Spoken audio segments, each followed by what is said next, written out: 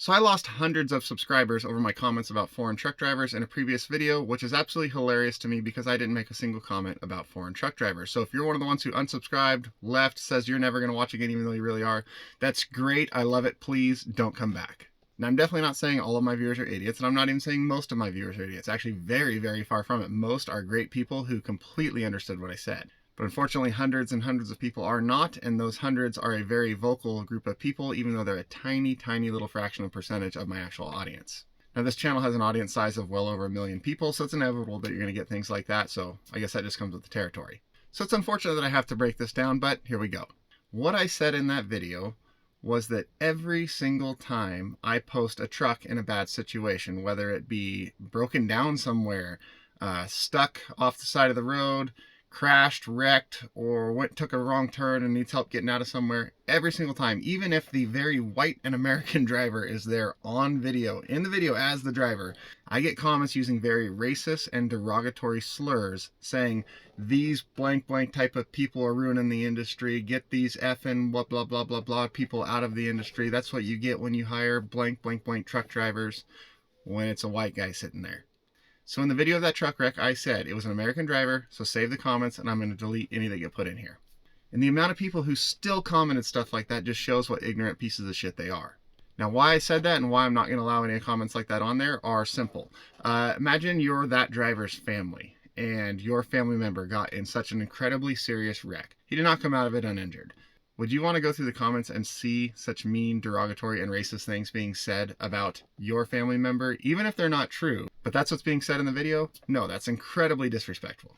And I'm very much thinking that in any future videos of truck wrecks or big truck shows like that, anything that's like commercial company-wise like that, I'm just going to disable the comments completely and the video won't have any at all. Now, it's very unfortunate I have to do that because most, like I said, the vast majority of my audience, great people, good comments, and I like the interaction between different audience people as well as myself in the audience a lot. I think it's a really good thing. Unfortunately, there's a lot of people who just shouldn't be allowed to say anything. So let me lay out how I actually feel about this. I got accused of supporting foreign drivers. Yes, I do. I 100% support foreign drivers. I am happy to see someone come over here legally, immigrate to the country legally, get their driver's license legally, and operate a truck legally and safely. Great to see, love it, in full support of it. Whether it's someone from another country coming here, starting a new career because this is what they want to do, or whether it's someone from here who spent their whole life in a completely different industry, decides this is what they want to do and make the switch, I love seeing someone follow what they want to do and do it the right way. Now, I am very much against people coming here illegally and getting handed a commercial driver's license to drive big trucks like this and sent down the road when they can't speak English, can't read or write English, do not have the skills needed to handle big vehicles like this. I'm against drivers and companies who operate unsafe trucks. I am against all that, and why it's so hard for people to see the difference, I don't understand. Because I am also against American drivers who operate unsafe trucks. I am also against American drivers who operate illegally. I am against American drivers who don't follow the rules. I am against American drivers who don't maintain their trucks. It doesn't matter where a driver is from, what their ethnicity is, any of that stuff. I am for people who are doing it safely and correctly, and I am against people who are not. I work very hard to maintain my trucks and operate safe vehicles. I work very hard to make sure my company is completely legitimate and doing everything the right way all the way through. I've been audited by the FMCSA, by the state of Oregon, by the state of California, every which way up and down, and I passed every single one. Yes, I miss things here and there, and as soon as I find out about something like that, I do everything I can to correct it on the spot. Just as I would hope any other trucking company out there would. But unfortunately, that's not the case. And we do see, obviously, you see the industry I'm in. I'm in the towing and recovery industry. I see a lot more of trucks in bad situations in a month than 99% of you will see in your entire life. So I've got a little bit different view on this than most of you do, maybe a little bit better view on this than most of you do. Do I see a higher percentage of the stuck trucks, the broke down trucks, the trucks having mechanical failures on the road being foreign drivers? Yes, I absolutely do.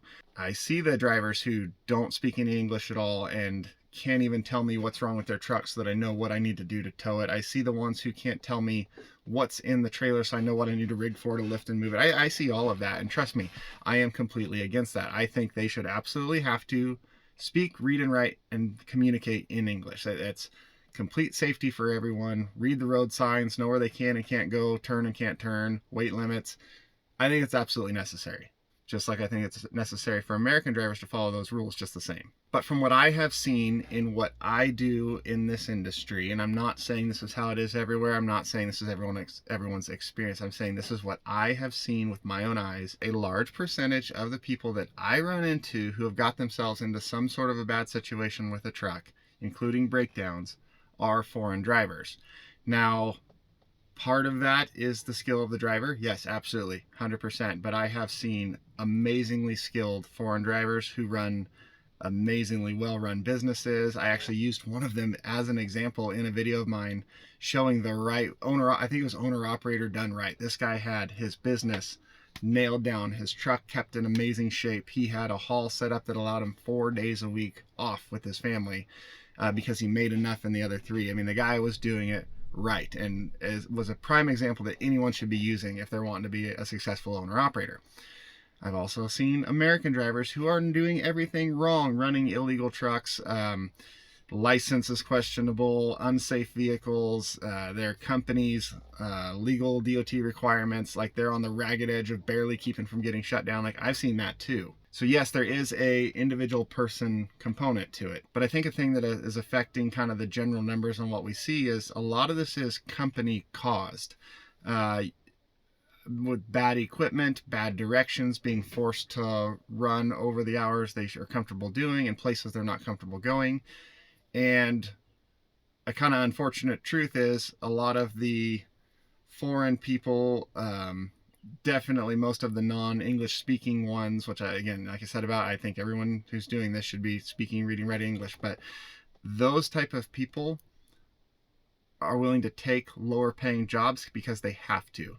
Now, lower paying companies are a lot of times the ones who don't have the greatest equipment, who are running for cheaper, so they're forcing drivers to do more than they should be, and that leads to more problems out on the road for the driver. So there is a component of the company putting drivers in situations that are causing a lot of this, and unfortunately a lot of the foreign drivers are taken advantage of and end up in those situations as the person there dealing with it.